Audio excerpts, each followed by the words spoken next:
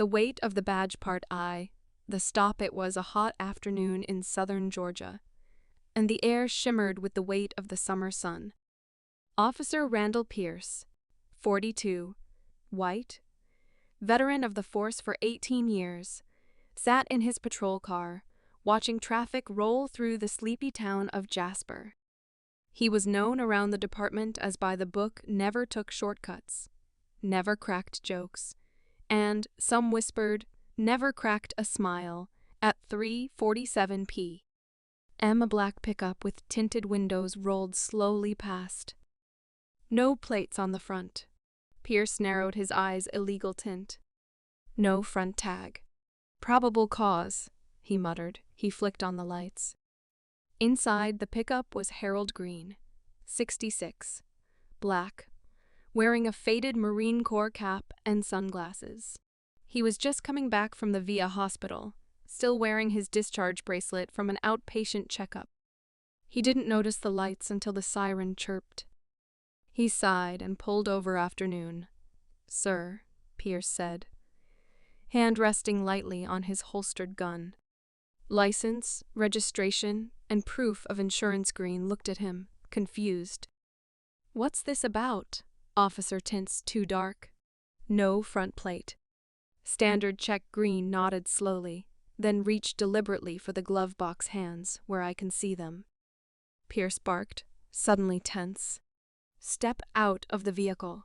Green looked stunned. Officer, I'm just getting now.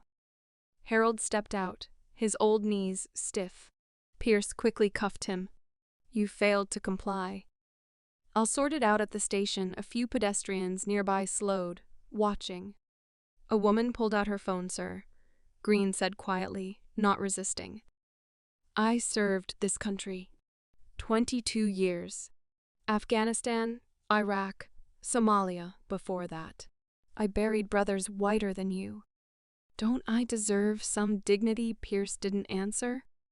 The badge was heavy on his chest. He couldn't feel it. Part II at the station in the dull light of the Jasper PD holding area. Green sat silent, staring at the white wall.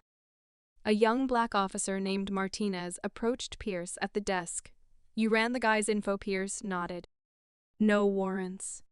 Retired Marine? Apparently. Man's got ribbons in the DMV photo. That cap he's wearing? That's a Force Recon patch. Pierce glanced through the one-way mirror at the old man. He hadn't looked dangerous, but something had sparked in him. An instinct. A reflex. Pierce walked in. You have anything on you you didn't declare? No, Green replied. Just my discharge bracelet. Pierce glanced at the bracelet and saw the VIA logo. Then something else caught his eye, a thin chain around Green's neck.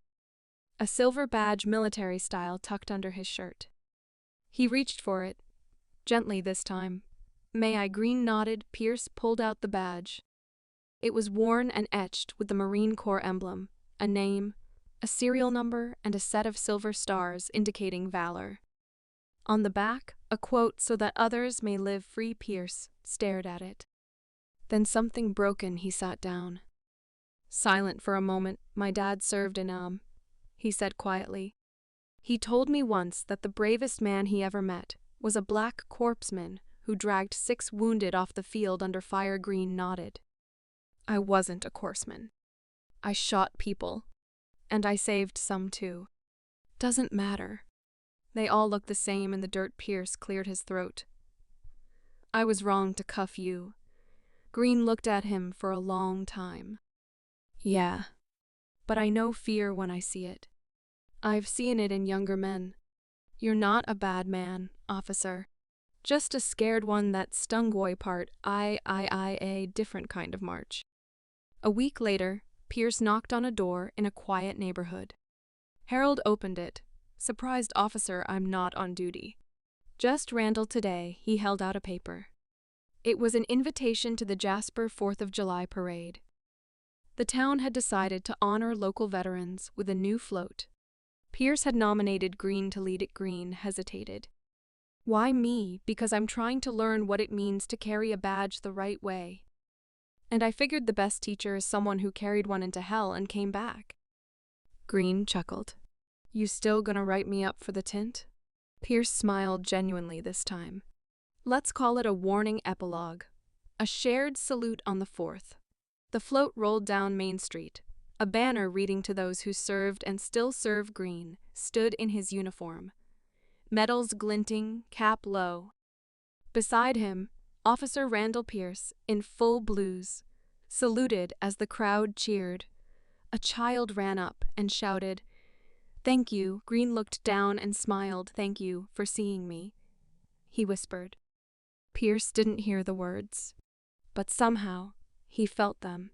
And for the first time in years, the badge on his chest didn't feel heavy, it felt earned.